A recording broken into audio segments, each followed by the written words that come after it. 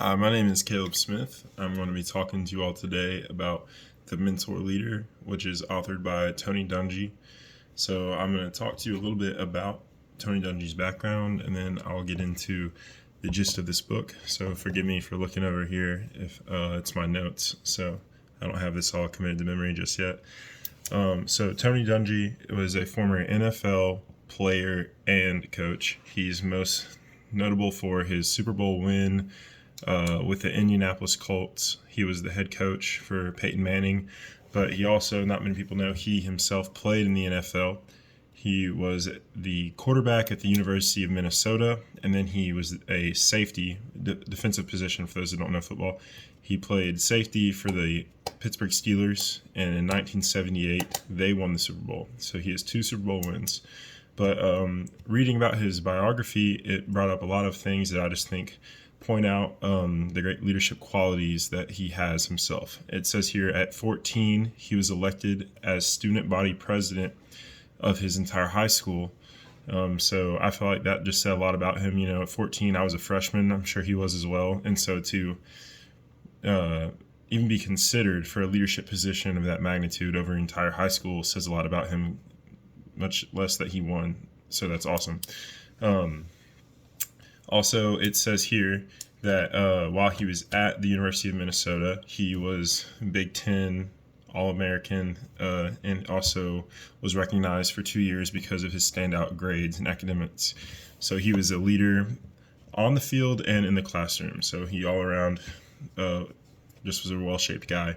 And then when he retired after just 3 short seasons in the NFL, he was the youngest youngest assistant coach in NFL history at just the age of 25. So a lot of leadership qualities that obviously other people noticed about him.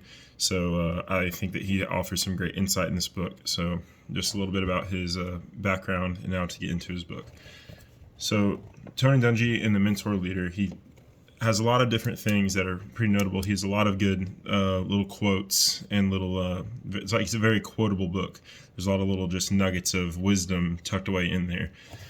And I would say the one that stood out to me the most that I liked was in chapter 1. It says, "You've got to do your own growing no matter how tall your grandfather was." And that I'd never heard that before. It says it's an old Irish proverb, but that really stuck out to me. And to me, that just makes it sound like, you know, it doesn't matter what your family or what those before you did, you have to lead for yourself.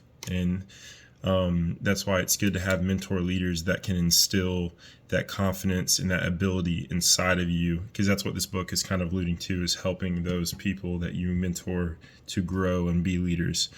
So I really liked that quote. I wrote it in my phone, my favorite quote. So you've got to do your own growing no matter how tall your grandfather was. And then he puts, later in the chapter, he references Romans 12:2, which I'm sure many of you know, but I'm going to go ahead and read it.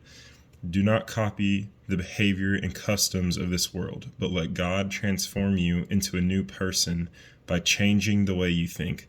Then you will learn to know God's will for you, which is good and pleasing and perfect." Mentor leaders understand that if we lose sight of people, we lose sight of the very purpose of leadership. That is another quote by him later in that chapter.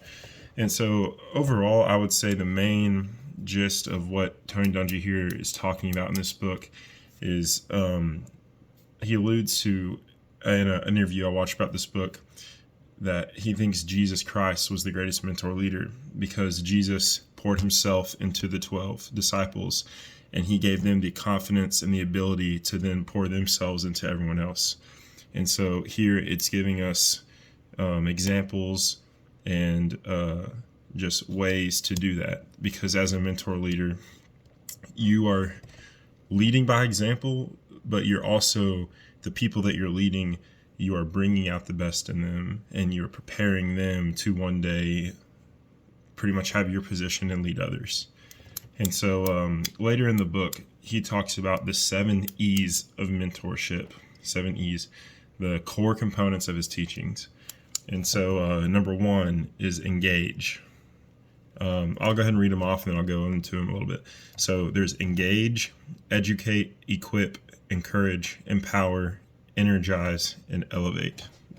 So for engage, it says, Do not mentor from a distance, be involved. So if you're going to mentor someone, you can't say, like in college, while I was at Lee on campus, I had several people who, they said they would like to be a mentor to me and my friends. And not to knock on them, they're great guys. I know they had family, I know they have jobs. But throughout the 3 years I was on campus with them, I was on campus in the Cleveland area, I think I went to lunch with them one time. So even though they were great guys and I could have learned a lot from them, I wasn't able to because they were kind of, from a distance. So Tony Dungy's saying, if you're going to be a mentor leader, don't mentor from a distance. You have to be involved in their life. You have to, be consistent and be hands-on with them. Next one, educate. You have to prepare the next generation of leaders. You have to, use your failures and your past successes to educate them. For equip, provide the tools to be successful. Provide them they kind of all flow together, but provide them with what you have learned throughout your life of what's going to work and what's not going to work. For encourage, lift others up. Provide correction and direction when needed. So as you're their mentor leader, you're kind of like a cheerleader who's guiding them. So you have to lift them up, you have to encourage them, you have to constantly provide encouragement for whoever you're mentoring. For empower, have trust, less direction, more freedom. So for this one, it has to come after all those other E's, because when you're empowering someone, you are trusting them. It says less direction, more freedom, so you're not as hands-on at this point. Like maybe you've been mentoring them for a year or years, and so at this point when you're empowering someone, you're not as hands-on and guiding them. You're letting them know like they can handle it themselves, basically, but you're there if they need it. For energize, inspire people to stay in the fight, motivate them. For elevate others above yourself, don't take the credit. It is not, and then I wrote another thing about this, it is not only important to be a leader, but to turn your followers into leaders. So if you're a mentor leader, it's not just as important to be a leader to whoever you're mentoring, but to be cultivating them to one day be a leader themselves. And then I wrote again, I think it's awesome that Tony Dungy has this platform, but he just says openly, and he's a great Christian example to us. And if you read this book, that he just, how much he admires Christ. And I know that can sound cliche to a point, but the examples that he uses, he is the greatest of mentor leaders that we can all look at, with the way he cultivated the disciples, and the way that I think that's what,